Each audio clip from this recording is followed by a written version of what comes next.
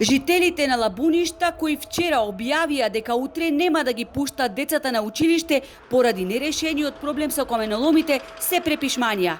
Ја повлекуваат одлуката за бојкот бидејќи од влада допиле допис со кој во четврток ги канат на состанок. И покрај одлуката на местната заедница на Лабуништа, учениците да не го почнат второто полугодие во основните и средните училишта во Лабуништа и Струга, тие сепак утре ќе седнат во училишните клупи. Револтот кај Лабуништа ни е голем, бидејќи 1/3 од населението во Лабуништа боледува од тешки респираторни заболувања.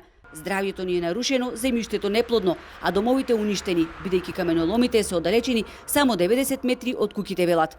Во лекарската потврда која поседуваат стои дека во последните 3 години бројот на заболени се искачил на 1850. Нека се замисли владата на Северна Македонија кога изборите имаат Лабуништа.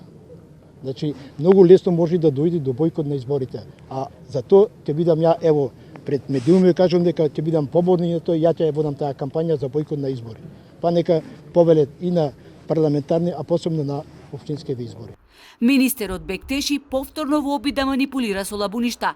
Нашиот тим поднесе представка со јасни докази за прекршување на законски прописи, но од Министерството за економија настапуваат со веќе позната класична изјава. Нема основ за одземање на концесиите, велат од еколошкото здружение Натуралаб. Оттаму тврда дека имаат несоборливи докази дека концесионерите на двата активни каменоломи го прекршиле законот за минерални суровини и дека не се држат до договорите за концесионирање. Еден од концесионерите е голем даночен должник со неплатен данок од 35 милиони денари. Како што може да видите тука, ова се официјални податоци, јавно објавени на управата за јавни приходи.